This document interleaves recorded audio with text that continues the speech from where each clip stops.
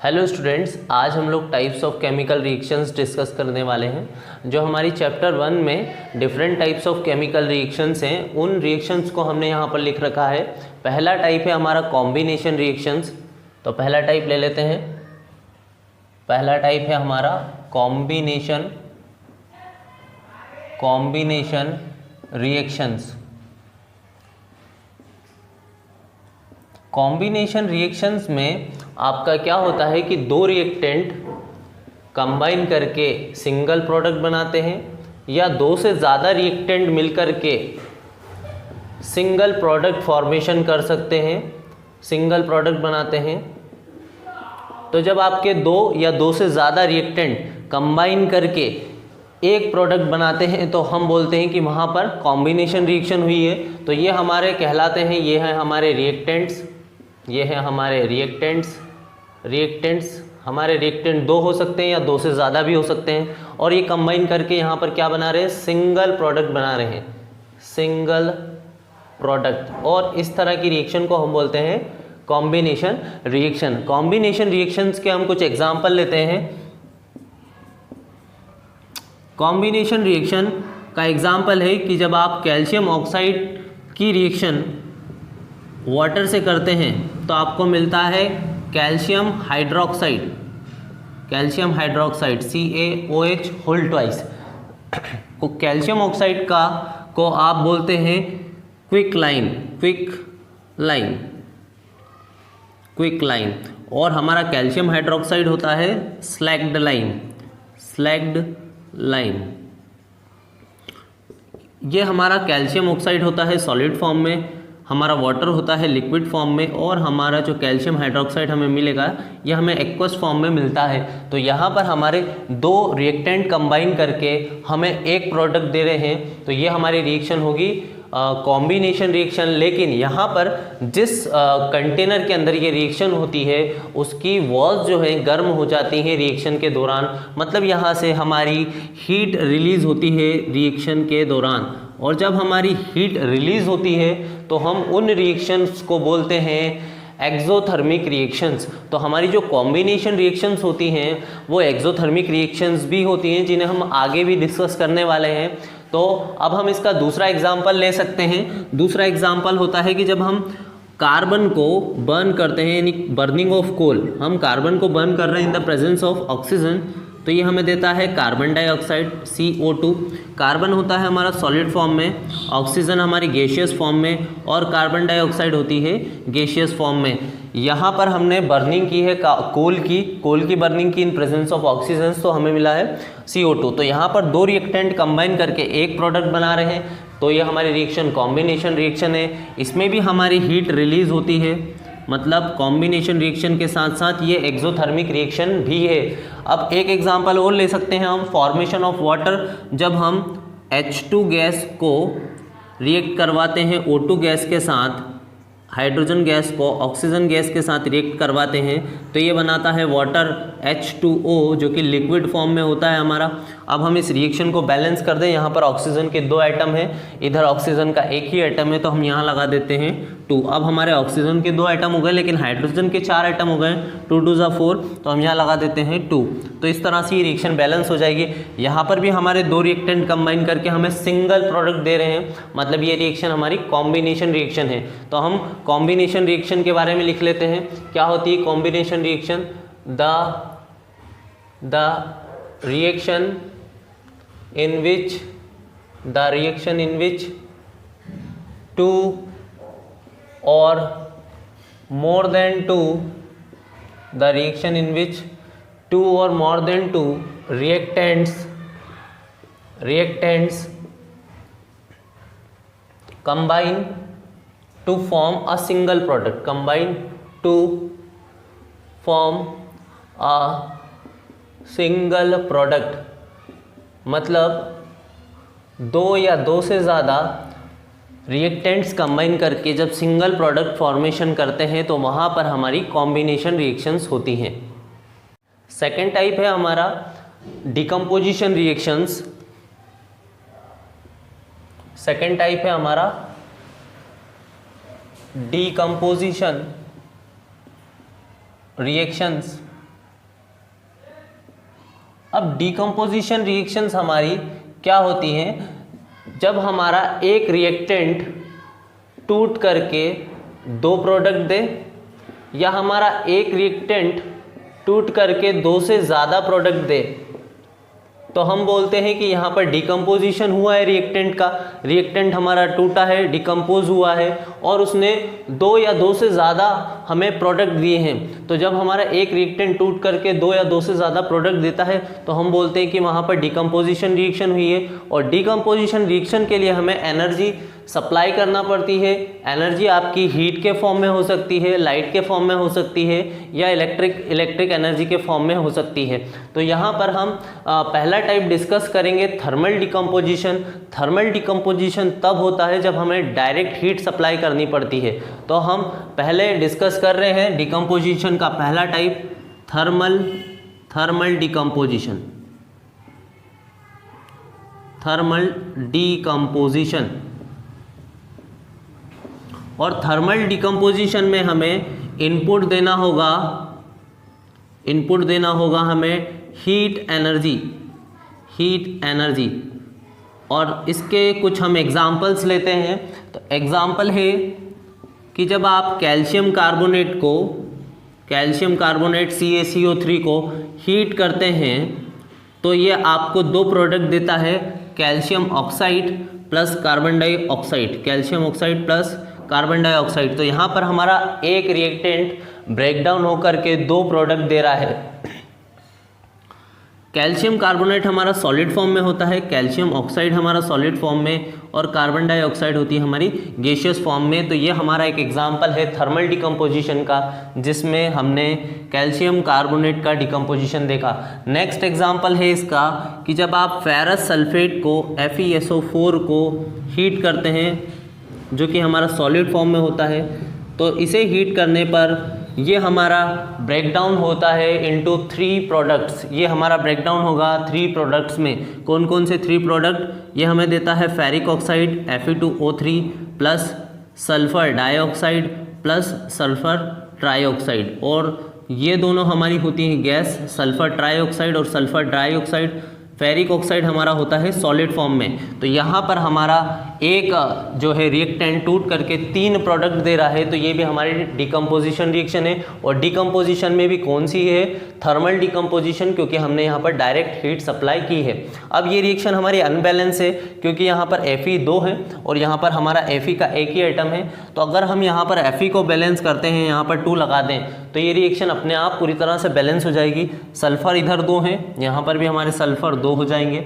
और ऑक्सीजन का काउंट ले लेते हैं हम, 4 2 8 है, इधर देख लेते हैं 3 2 5 और 3 8, मतलब ये रिएक्शन हमारी बैलेंस हो चुकी है।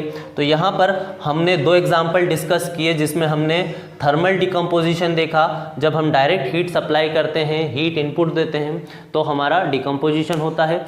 तो हम ऐसा बोल सकते हैं, the reaction in which heat is required for the decomposition of reactant is known as thermal decomposition reaction. Next type है हमारा डिकम्पोजिशन का फोटोकेमिकल डिकम्पोजिशन। सेकेंड टाइप है फोटोकेमिकल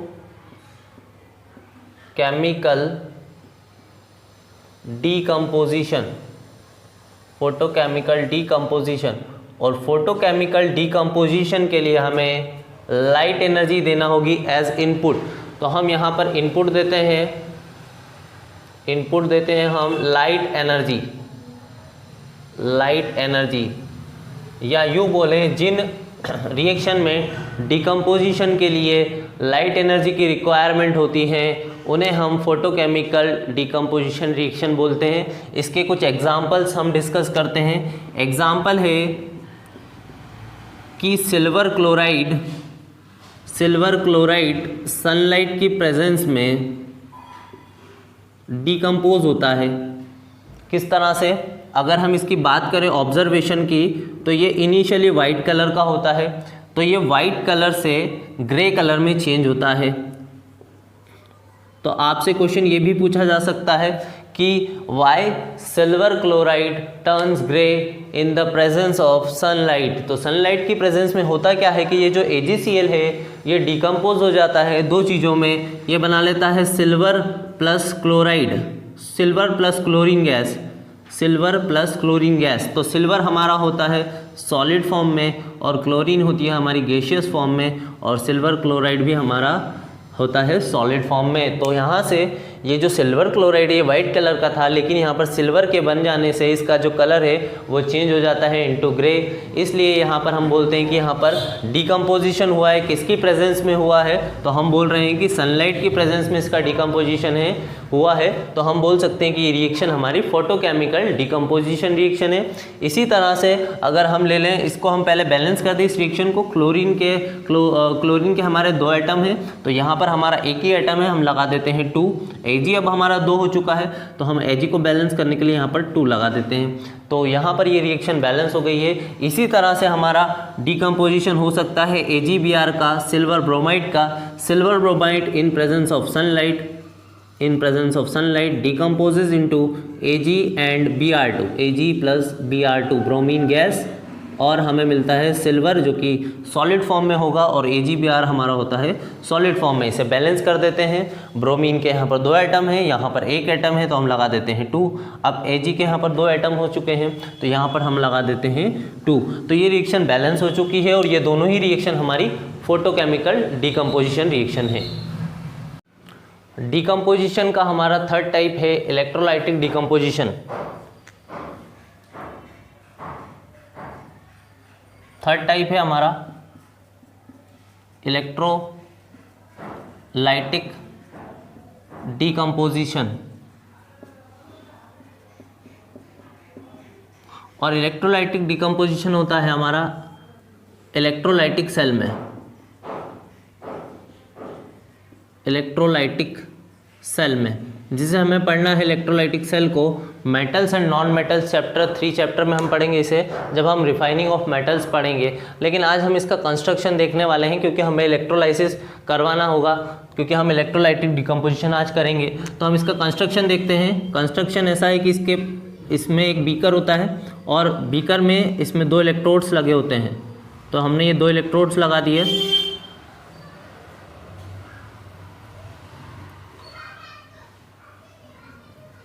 और ये 2 इलेक्ट्रोड्स हम कनेक्ट कर देते हैं एक बैटरी के थ्रू।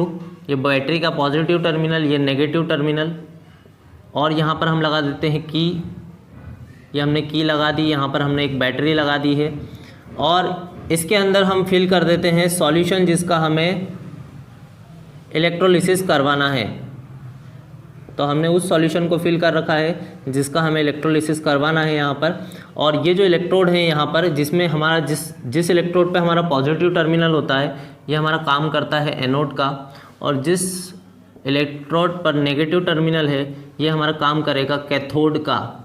ये हमारा काम करता है कैथोड का, और हम उस सॉल्यूशन को डाल देते हैं जिसका हमें इलेक्ट्रोलिसिस करना होता है। तो आज हम इलेक्ट्रोलिसिस देखने वाले हैं, NaCl का इलेक्ट्रोलिसिस करवाएंगे हम।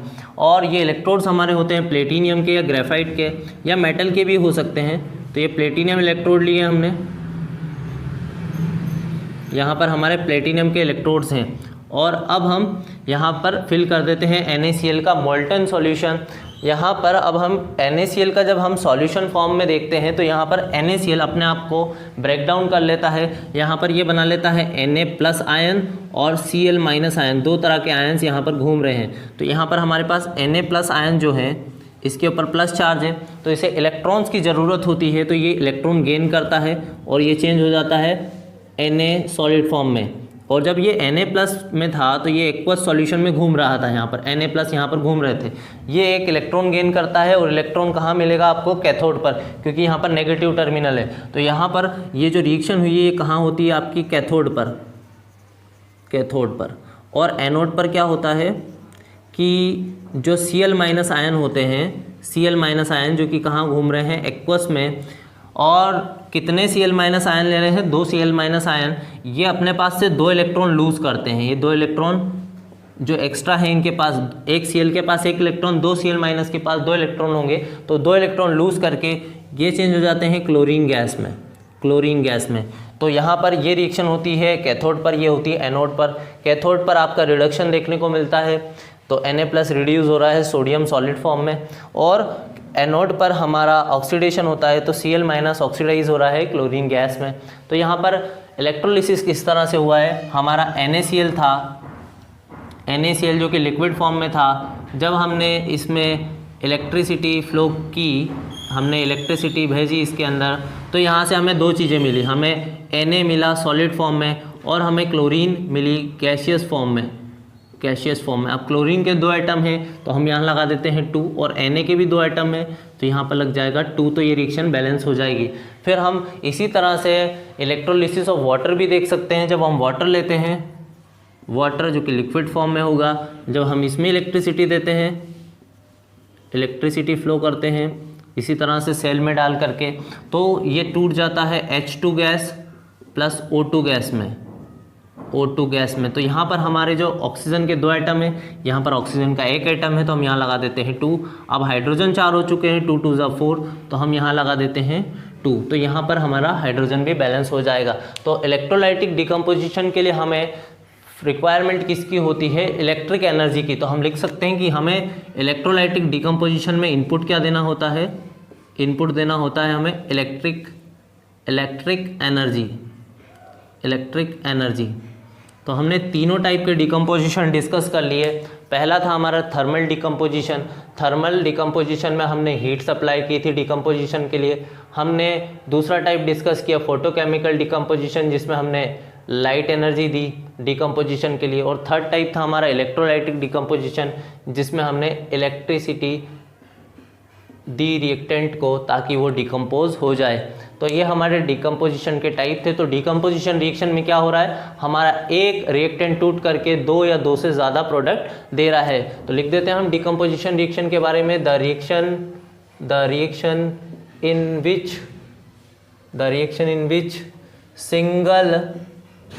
सिंगल रिएक्टेंट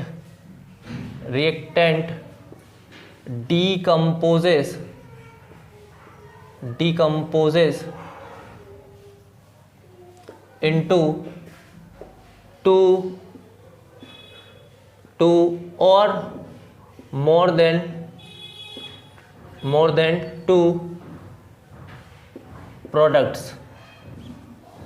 ये हमारी डिकम्पोजिशन रिएक्शन है, जिसमें एक रिएक्टेंट टूट करके 2 या 2 से ज़्यादा प्रोडक्ट बनाता है।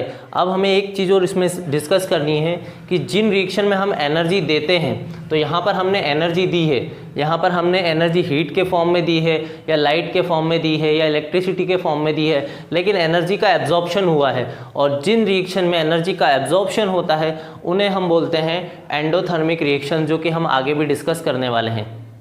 थर्ड टाइप है हमारा डिस्प्लेसमेंट रिएक्शंस। तो डिस्प्लेसमेंट रिएक्शंस में क्या होता है हम देखते हैं। थर्ड टाइप है हमारा डिस्प्लेसमेंट रिएक्शंस। डिस्प्लेसमेंट रिएक्शन में क्या होता है कि आपका एक एलिमेंट दूसरे एलिमेंट को उसके सॉल्ट के सॉल्यूशन से डिस्प्लेस कर देता है। ये आपका एक एलिमेंट है, यहाँ पर आपका एक सॉल्ट का सॉल्यूशन होगा, तो एक एलिमेंट दूसरे एलिमेंट को उसके सॉल्ट के सॉल्यूशन से डिस्प्लेस करेगा।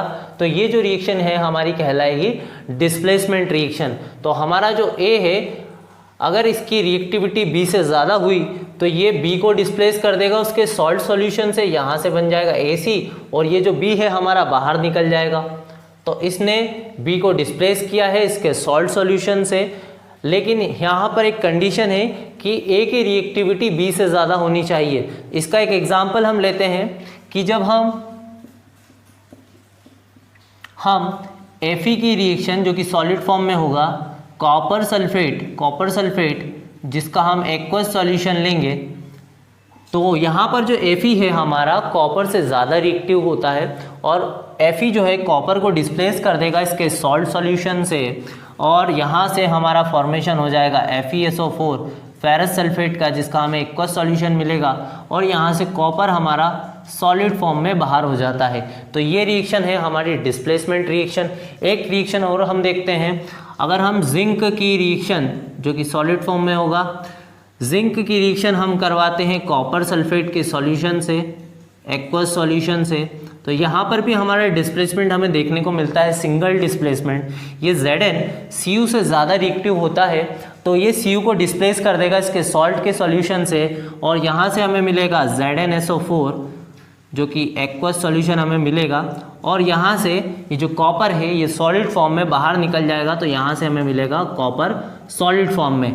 तो इस तरह की रिएक्शंस को हम बोलते हैं डिस्प्लेसमेंट रिएक्शन या सिंगल डिस्प्लेसमेंट रिएक्शन। और आपको पता कैसे चलता है कि कोई मेटल कितना ज़्यादा रिएक्टिव है, तो इसके लिए आपके पास में रिएक्टिविटी सीरीज दे रखी है।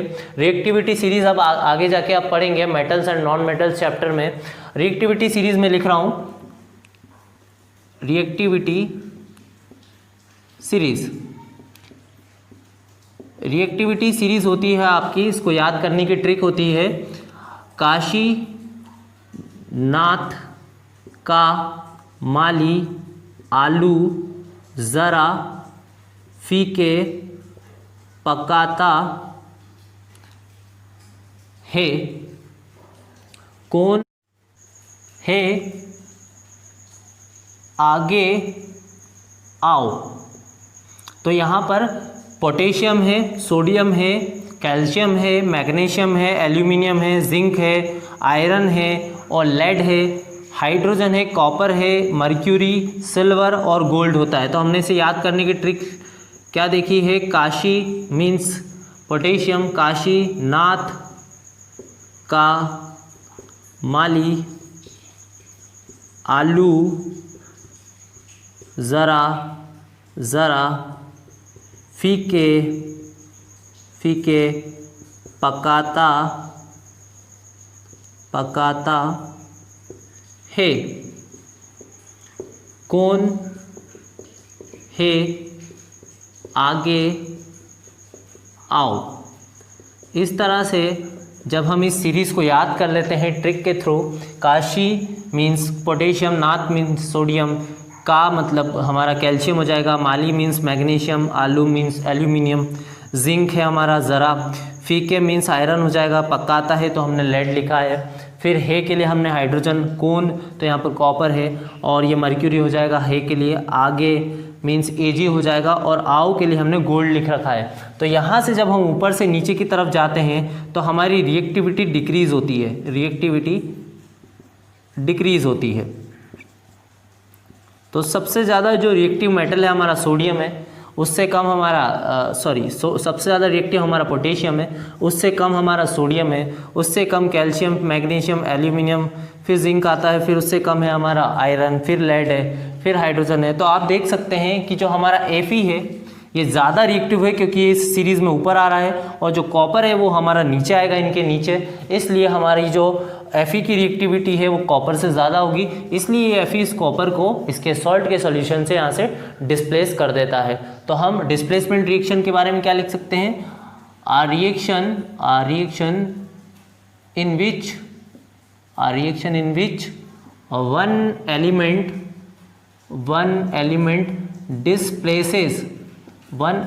displaces another element from its salt solution।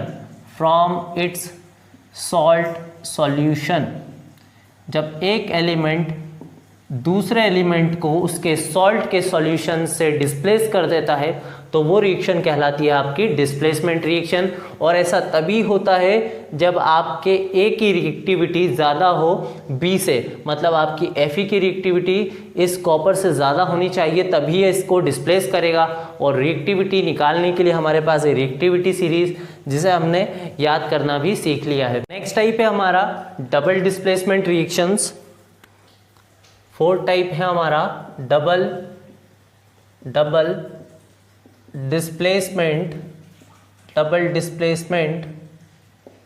Reactions.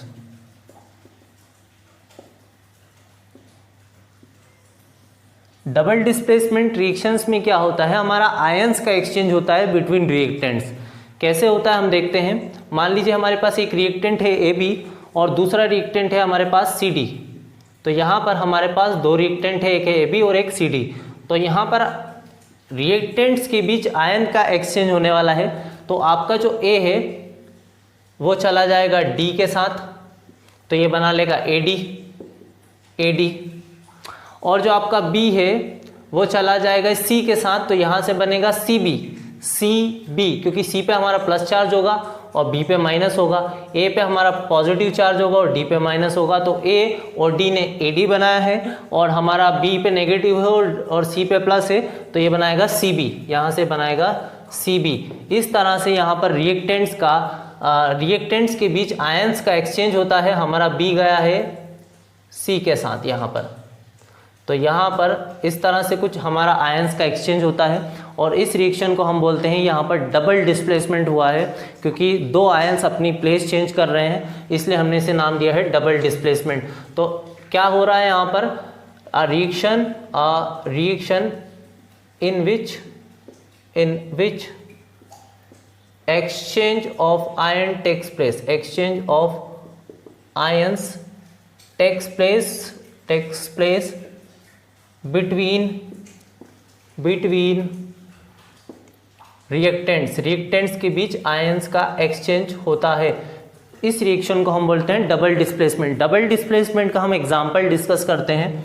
Example है हमारा कि सोडियम सल्फेट को Na2SO4 को, सोडियम सल्फेट को जिसका कि हमारे पास एक्वस सॉल्यूशन होगा, और बेरियम क्लोराइड से रिएक्ट करवाते हैं, जो कि हमारा ये भी हमारा एक्वस सॉल्यूशन हम लेंगे, बेरियम क्लोराइड का भी एक्वस सॉल्यूशन। सोडियम सल्फेट और बेरियम क्लोराइड रिएक्ट करके आपको देते हैं, यहाँ से सोडियम पे प्लस चार्ज होता है और क्लोराइड पे माइनस चार्ज होता है, तो आपको सोडियम क्लोराइड मिल जाएगा, मतलब आपको मिलेगा NaCl।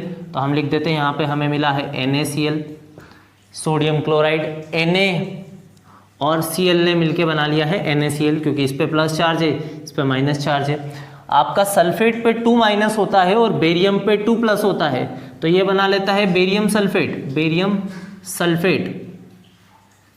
सल्फेट बना लेता है। अब यहाँ पर जो बेरियम सल्फेट है ये हमें मिलता है सॉलिड फॉर्म में, और हमारा जो NaCl है ये हमें मिलेगा एक्वस फॉर्म में। और जो बेरियम सल्फेट है ये हमारा प्रेसिपिटेट बनाता है। यहाँ पर प्रेसिपिटेट क्या होता है हम देखते हैं। जब हम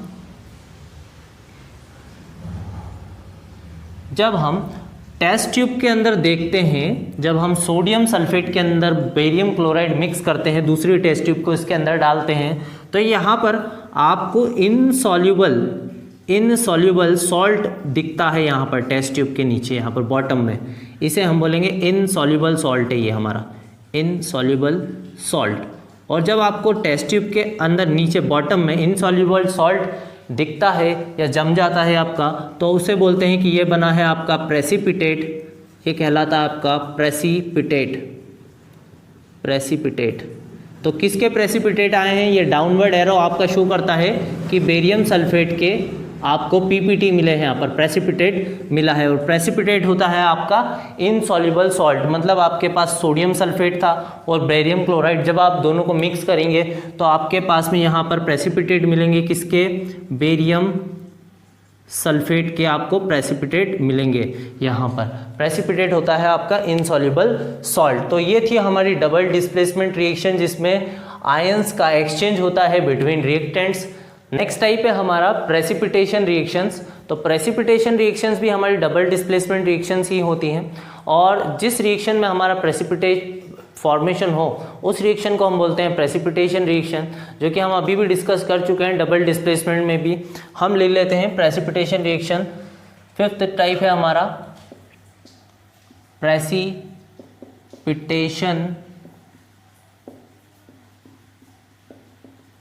रिएक्शंस। तो जिन रिएक्शन में प्रेसिपिटेट फॉर्मेशन होता है उन रिएक्शंस को हम प्रेसिपिटेशन रिएक्शंस बोलते हैं। कैसे होता है, हमने एक एग्जांपल अभी डिस्कस कर चुके हैं कि जब हम सोडियम सल्फेट की रिएक्शन बेरियम क्लोराइड से करवाते हैं तो ये हमें देता है बेरियम सल्फेट, और इसके हमारे पास आ जाते हैं PPT मीन्स इनसॉल्युबल सॉल्ट, और हमें मिलता है यहाँ से 2Na NaCl, 2NaCl।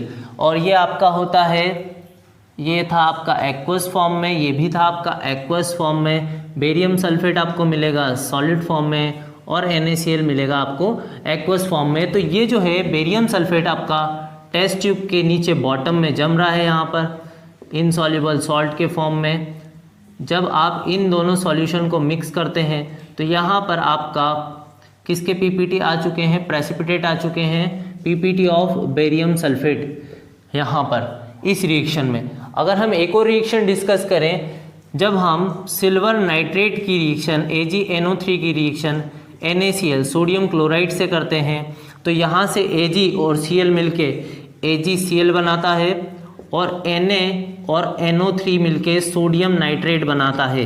तो यहाँ से Ag और Cl मिलके AgCl बना है और सोडियम और नाइट्रेट मिलके सोडियम नाइट्रेट बनता है। तो ये जो AgCl है ये PPT फॉर्मेशन करता है इस रिएक्शन में। तो ये यहाँ पर PPT फॉर्मेशन करेगा। जिस तरह से हमारा बेरियम सल्फेट जमा है बॉटम में टेस्ट ट्यूब के, इसी तरह से हमारा AgCl भी जम जाता है। इनसॉल्युबल सॉल्ट को हम प्रेसिपिटेट बोलते हैं। तो जिस रिएक्शन में हमारा प्रेसिपिटेट फॉर्मेशन होता है उन रिएक्शंस को हम बोलते हैं प्रेसिपिटेट रिएक्शन।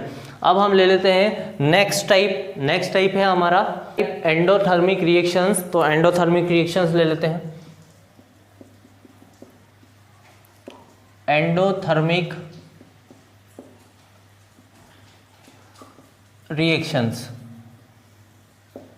तो जितनी भी हमने डिकम्पोजिशन रिएक्शंस डिस्कस की थी उसमें हमें एनर्जी सप्लाई करना पड़ी थी, हमने एनर्जी सप्लाई की थी। तो जिन रिएक्शन में एनर्जी एब्जॉर्ब होती है उन रिएक्शन को हम बोलते हैं एंडोथर्मिक रिएक्शंस। तो कौन कौन सी रिएक्शंस हमने डिस्कस की थी? हमने कैल्शियम कार्बोनेट लिया था, कैल्शियम कार्बोनेट को हमने हीट एनर्जी सप्लाई की थी। तो ये बना रहा था हमारा कैल्शियम ऑक्साइड, प्लस यहाँ से हमें मिली थी CO2 गैस, और कैल्शियम ऑक्साइड हमें मिला था सॉलिड फॉर्म में, कैल्शियम कार्बोनेट भी था हमारा सॉलिड फॉर्म में। तो यहाँ पर हमने हीट एनर्जी सप्लाई की है। जिन रिएक्शंस में हमें एनर्जी देना पड़ती है, एनर्जी अब्जॉर्ब होती है हमारी रिएक्शंस में, उन रिएक्शंस को हम बोलते हैं एंडोथर्मिक रिएक्शंस। एक एग्जांपल और हम ले सकते हैं, हमने लिया था फेरस सल्फेट। फेरस सल्फेट जो कि FeSO4 था, इसके हमने 2 मॉलिक्यूल लिए थे और जो कि सॉलिड फॉर्म में था और हमने इसे भी हीट किया था। तो ये हमारा डिकम्पोज होकर के हमें 3 चीज़ें दे रहा था, Fe2O3, ferric oxide plus SO2 gas और SO3 गैस और फेरिक ऑक्साइड हमें मिला था सॉलिड फॉर्म में। तो यहाँ पर फेरस सल्फेट डिकम्पोज होकर के ferric oxide SO2 gas SO3 gas दे रहा है, लेकिन हमें यहाँ पर एनर्जी देना पड़ रही है। इस रिएक्शन में हीट एनर्जी एब्जॉर्ब हो रही है, इसलिए ये रिएक्शन हमारी कहलाएगी एंडोथर्मिक रिएक्शन। एक एग्जांपल और हम ले सकते हैं, जब हम लेड नाइट्रेट को हीट करते हैं, लेड नाइट्रेट का फॉर्मूला होता है PbNO3 जब हम इसे हीट करते हैं तो ये हमारा टूट करके 3 चीज़ें देता है। लेड ऑक्साइड देता है, यहाँ से ये हमें देता है नाइट्रोजन डाइऑक्साइड और ऑक्सीजन देता है हमें। तो हमारा जो लेड नाइट्रेट होता है सॉलिड फॉर्म में, लेड ऑक्साइड भी हमारा सॉलिड फॉर्म में, नाइट्रोजन डाइऑक्साइड गैसियस फॉर्म में और ऑक्सीजन भी गैसियस फॉर्म में होती है। इसे बैलेंस करने के लिए आपको यहाँ पर लगाना होगा 2, यहाँ पर आपका आ जाएगा लेड 2 है तो यहाँ पर आ जाएगा 2, और आपके नाइट्रोजन है 2 और ये वाला 2 का हैंड 2 कर देंगे तो 4, तो आपको यहाँ लगाना होगा 4। तो इस तरह से ये रिएक्शन बैलेंस हो जाती है।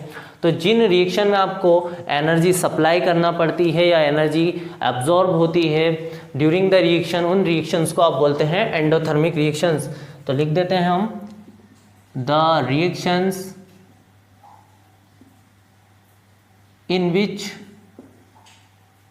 in which energy is absorbed during the reaction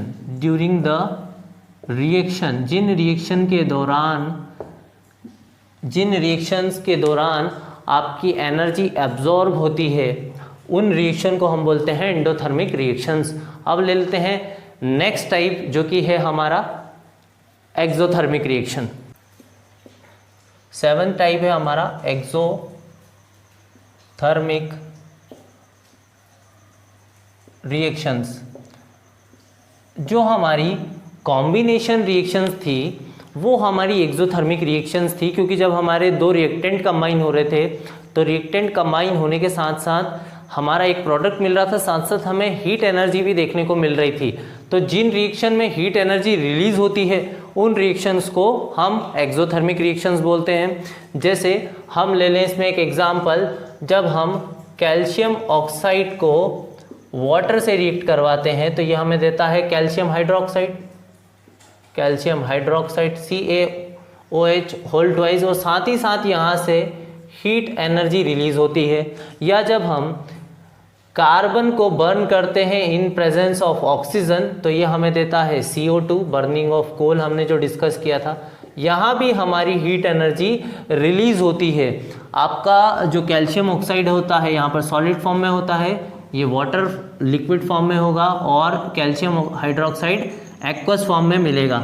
और यहाँ पे हमें प्रोडक्ट के साथ साथ हीट रिलीज होती हुई दिखेगी इस रिएक्शन में। मतलब जिस रिएक्शन में आप जिस कंटेनर में आप रिएक्शन करवा रहे हैं उस कंटेनर की वॉल्स जो हैं हीटेड अप हो जाएंगी, मतलब गर्म हो जाती है उस कंटेनर की वॉल, तो हम बोल सकते हैं कि हीट एनर्जी हमारी रिलीज हुई है। और इस तरह की रिएक्शन को हम बोलते हैं एक्सोथर्मिक रिएक्शन।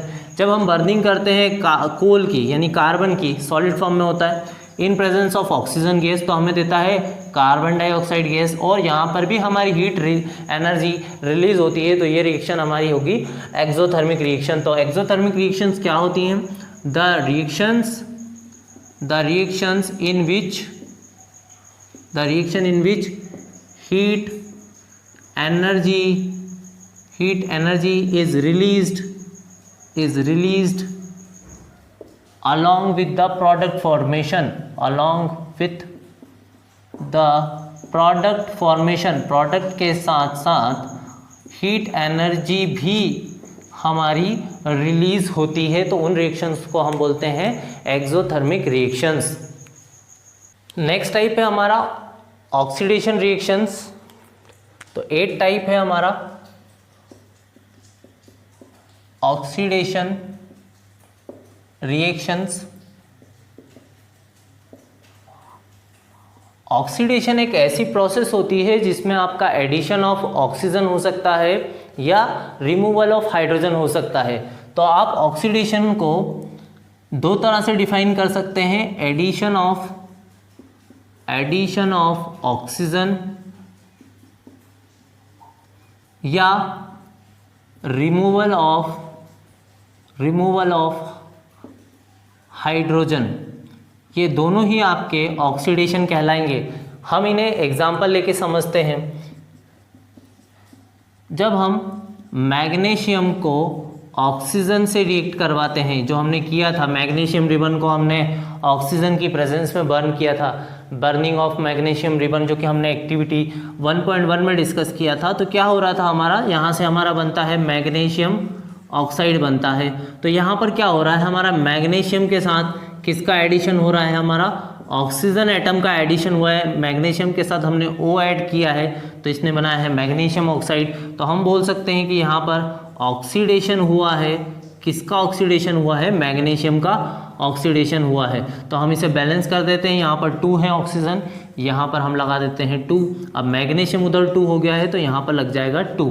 तो ये जो हमारी रिएक्शन है ये ऑक्सीडेशन रिएक्शन है, जो कि किसका एग्जाम्पल है, एडिशन ऑफ ऑक्सीजन का, एडिशन ऑफ ऑक्सीजन का। इसी तरह हम एक एग्जाम्पल और ले सकते हैं। जब हम कार्बन को in presence of oxygen burn करते हैं तो ये बनाता है कार्बन डाइऑक्साइड। तो ये भी हमारा क्या हो रहा है, हमारा कार्बन के साथ किसका एडिशन हो रहा है, हमारा ऑक्सीजन का। तो हम बोल सकते हैं यहाँ पर क्या हुआ है, कार्बन का ऑक्सीडेशन हुआ है। तो यहाँ पर हमारा कार्बन का ऑक्सीडेशन हो रहा है, ये भी हमारा एडिशन ऑफ ऑक्सीजन का एग्जाम्पल है। पर अब हमें देखना होगा रिमूवल ऑफ हाइड्रोजन को। रिमूवल ऑफ हाइड्रोजन भी हमारा ऑक्सीडेशन होता है, तो हम इसके लिए भी एक एग्जाम्पल लेते हैं। जब हम हाइड्रोजन सल्फाइड की रिएक्शन ऑक्सीजन से करवाते हैं तो ये बनाता है हमारा H2O, यहाँ से बन जाता है हमारा H2O और हमें मिलता है सल्फर सॉलिड फॉर्म में यहाँ से। तो यहाँ पर आपके ऑक्सीजन जो है 2 हैं, तो हम यहाँ लगा देते हैं 2। अब हमारे हाइड्रोजन 4 हो चुके हैं, तो हम यहाँ लगा देते हैं 4, तो हाइड्रोजन बैलेंस हो जाएगा। अब सल्फर 2 हो चुके हैं, तो हम यहाँ लगा देते हैं 2। तो अब रिएक्शन बैलेंस हो चुकी है अब आपकी। अब हमने किया क्या है, ऑक्सीडेशन किसका हुआ है, हमने यहाँ से H हटाया है और हमने सल्फर देखा है। यहाँ पर हमने H2S में से क्या माइनस किया है, हमने H माइनस किया है। यहाँ पर हाइड्रोजन का रिमूवल हुआ है, यहाँ से हमने हाइड्रोजन हटाया है, तभी हमें यहाँ सल्फर मिला है। तो हम बोल सकते हैं कि H2S का जो है क्या हुआ है, यहाँ पर ऑक्सीडेशन हुआ है यहाँ पर। तो रिमूवल ऑफ हाइड्रोजन भी हमारा क्या होता है, ऑक्सीडेशन होता है। अब हम ले लेते हैं next type, reduction reaction. 9 type है हमारा रिडक्शन रिएक्शंस। तो हमारी रिडक्शन भी 2 तरह से डिफाइन हो सकती है। रिडक्शन भी एक ऐसी प्रोसेस है जिसमें हम बोल सकते हैं कि एडिशन ऑफ हाइड्रोजन होता है, एडिशन ऑफ हाइड्रोजन।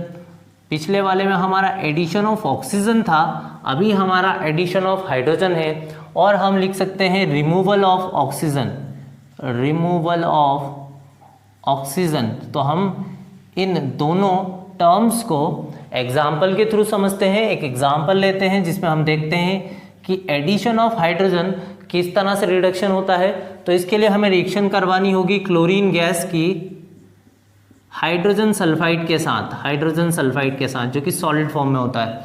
तो हम इसकी रिएक्शन करवाएंगे तो क्या होगा, हमारे पास Cl है और H है, तो यहाँ से हमारा क्या बाहर हो जाएगा, HCl बाहर हो जाएगा। यहाँ से यह हमारा बना लेगा 2HCl, क्योंकि हमारे पास H भी 2 है, Cl भी 2 है, तो यहाँ से हमें मिलेगा 2HCl, और जो कि गैसियस फॉर्म में हमें मिलता है। और बचा क्या हमारा सल्फर, और सल्फर हमारा निकल जाता है सॉलिड फॉर्म में यहाँ से।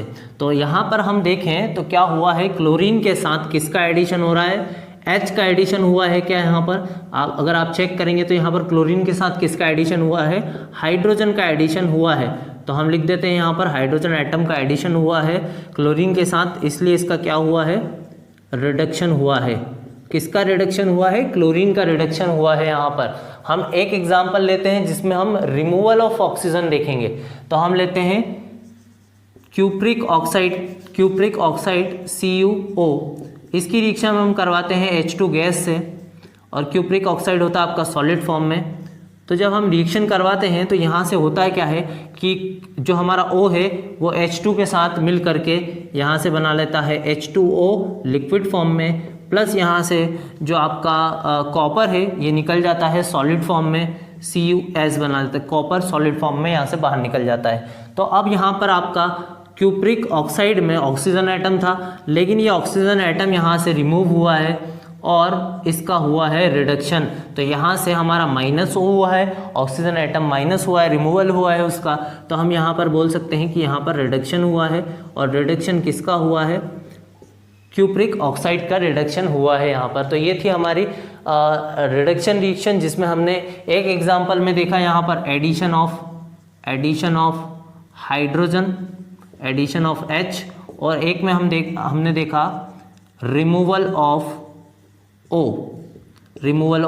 मतलब रिमूवल ऑफ ऑक्सीजन और एडिशन ऑफ हाइड्रोजन। ये दोनों ही हमारे होते हैं रिडक्शन रिएक्शन, मतलब कि ये दोनों ही प्रोसेस हमारी कहलाएगी रिडक्शन रिएक्शन। लास्ट टाइप है हमारा redox reactions, 10th type redox reactions. तो रेडॉक्स रिएक्शंस ऐसी रिएक्शंस होती हैं जिसमें ऑक्सीडेशन और रिडक्शन साइमल्टेनियसली होता है, मतलब ऑक्सीडेशन भी होगा एक ही साथ और रिडक्शन भी होगा उसी रिएक्शन में। जब एक एलिमेंट का ऑक्सीडेशन हो और दूसरे एलिमेंट का रिडक्शन हो, यानी हम यूँ बोल सकते हैं कि a reaction in which oxidation and reduction takes place simultaneously, जब दोनों चीज़ें साथ साथ होती है तो हम बोलते हैं कि वहाँ पर रेडॉक्स रिएक्शन हो रही है। तो हम ले लेते हैं 10th टाइप, जो कि है हमारा रेडॉक्स रिएक्शंस। किस तरह से होती है, हम एक एग्जांपल लेते हैं। ये हमने लिया जिंक ऑक्साइड, और जिंक ऑक्साइड की हमने रिएक्शन करवा दी कार्बन से हम इसकी रिएक्शन करवा रहे हैं। तो यहाँ से कार्बन और ऑक्सीजन मिलके कार्बन मोनोऑक्साइड बना लेगा और आपका जिंक निकल जाएगा Zn के फॉर्म में। तो यहाँ पर क्या हुआ है कि अगर आप देखेंगे तो जिंक से हमने ऑक्सीजन को हटाया है और यहाँ पर हमारा हुआ है रिमूवल ऑफ O, मतलब हमारा यहाँ से ऑक्सीजन का रिमूवल हुआ है। तो हम बोल सकते हैं कि जिंक ऑक्साइड का जो है यहाँ पर रिडक्शन हुआ है। और कार्बन के साथ हमारा किसका एडिशन हुआ है? ऑक्सीजन का एडिशन हुआ है। तो हम बोल सकते हैं कि कार्बन का जो है ऑक्सीडेशन हुआ है। तो इस प्रोसेस में हमारे एक मॉलिक्यूल का हमारा हो रहा है रिडक्शन और एक का हो रहा है हमारा, एक एटम का हमारा दिख रहा है यहाँ पर हमें ऑक्सीडेशन। तो जब एक रिएक्शन में ऑक्सीडेशन और रिडक्शन साथ साथ होते हैं तो हम उस रिएक्शन को रेडॉक्स रिएक्शन बोलते हैं। तो हम इसके लिए लिख लेते हैं the reaction in which oxidation and reduction takes place simultaneously means एक साथ होता है simultaneously। तो जब आपका ऑक्सीडेशन रिडक्शन साथ हो एक ही रिएक्शन में तो हम बोल सकते हैं रेडॉक्स रिएक्शन है। हम एक रेडॉक्स रिएक्शन और डिस्कस करते हैं। हमने अभी क्यूप्रिक ऑक्साइड लिया था और उसकी रिएक्शन हमने करवाई थी H2 गैस से। तो यहाँ पर हमारा जो कॉपर है ये निकल रहा था हमारा सॉलिड फॉर्म में और हमें मिल रहा था H2 और O लिक्विड फॉर्म में। H2O हमारा बना था यहाँ से। तो हम देख रहे हैं कि जो कॉपर है इसमें से हमने O को माइनस किया है, मतलब हमारा रिमूवल ऑफ ऑक्सीजन हुआ है यहाँ पर। तो हम बोल सकते हैं कि यहाँ पर इसका हुआ है रिडक्शन। किसका रिडक्शन हुआ है? क्यूप्रिक ऑक्साइड का। और हाइड्रोजन के साथ क्योंकि हमारा ऑक्सीजन एटम जुड़ा है, मतलब इसके साथ हमारा एडिशन हुआ है ऑक्सीजन का, तो हम बोल सकते हैं यहाँ पर हुआ है ऑक्सीडेशन। तो हम बोल सकते हैं ऑक्सीडेशन किसका हुआ है? हाइड्रोजन का ऑक्सीडेशन हुआ है। तो रेडॉक्स रिएक्शन में हमारा ऑक्सीडेशन और रिडक्शन साइमल्टेनियसली होता है। हम मिलते हैं नेक्स्ट टॉपिक रेंसिडिटी और कोरोजन के साथ।